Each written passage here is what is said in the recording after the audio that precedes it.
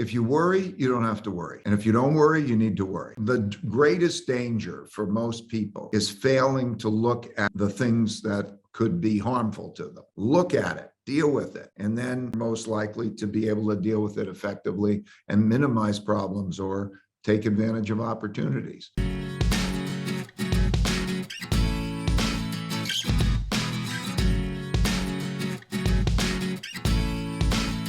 Are we close to having stagflation? We are in stagflation. We are. You have a stagnant economy, essentially means meaning growth is reduced. Growth, right. And with high inflation. And that happens through this monetary situation that I'm describing, in which the central bank tries to deal with a middle course. In other words, what does the central bank want? Not too high inflation and not too low growth. And so when there's a lot of debt, because one man's debts are another man's assets, it becomes very difficult balancing act. And that is when you have stagflation, when you produce it. So just like in the late 60s, we spent a lot of money on the Vietnam War and social programs and so on. We wrote too many checks relative to the money we had in the bank, which was gold at the time. 1971, the devaluation. Then they print a lot of money into that stagnation. So stagflation is the middle course when there's two different, and you're stuck with two trade-offs, too much inflation, or you're stuck with too much economic weakness. Then you navigate through the middle, and that means something like stagflation. And I think the political and the wealth gap issues and so on create a set of circumstances that it's not easy to get out of because everybody needs more money. Taxation is the way to do it normally, but it's taking money away from somebody, whoever it is. The one easy thing throughout history that's always been done is the printing of money, because nobody even pays much attention to where the wealth is coming from. Powell has a balancing act that he has to achieve in order to try to ward off a recession. Right. So think about it this way.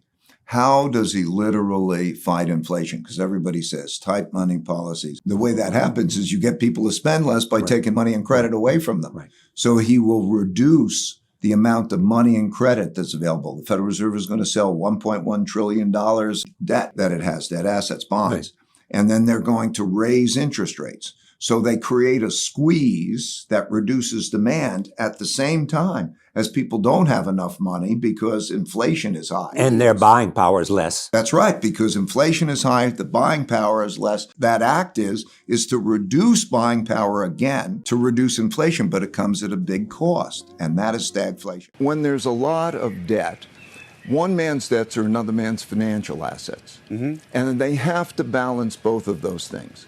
And so they will not be able to raise interest rates to a high enough level to adequately provide a real return to investors. So if you think about the rise in rates, and we say 3% is an interest rate, or even 4% in an interest rate, that is not going to be an amount to compensate for the inflation rate.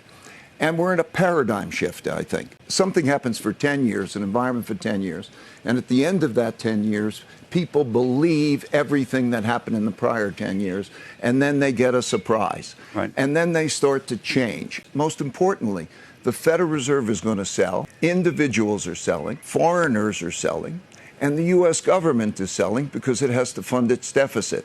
So there's going to be a supply-demand problem. That means that it produces a squeeze because so much money was put out at such cheap rates and so much financing was taken that it'll be difficult to achieve that balance. The question is, what's going to get you a real return, right? Real assets, real return assets in its various ways are the best investments. Everybody wants everything to go up, and the Federal Reserve wants everything to go up. So what they do is they give you money and credit, lots of money and credit, that helps hyping it. And so the world is holding all these financial assets. You can't have that. So you're going to have an environment, I think, of negative real returns. Everything can't go up all the time. That system won't work that way. Debt can't rise faster than income forever.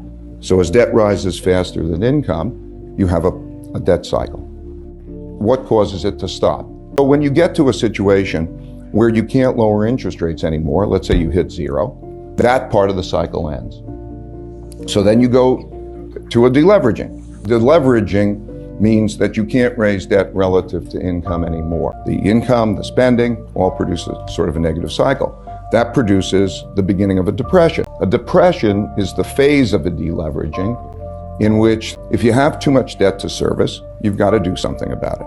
You can either transfer the debt, you can transfer resources from the rich to the poor, so you can have it transferred, for example, from Germany to Spain. That's one way of dealing with it. The other way is a combination of austerity and debt restructurings. A debt restructuring means that you lower the debt in one fashion or another. You lower the debt burden to something that you can afford to service because of the income that you produce. So you have a negative wealth effect, you can't borrow money, it has that problem.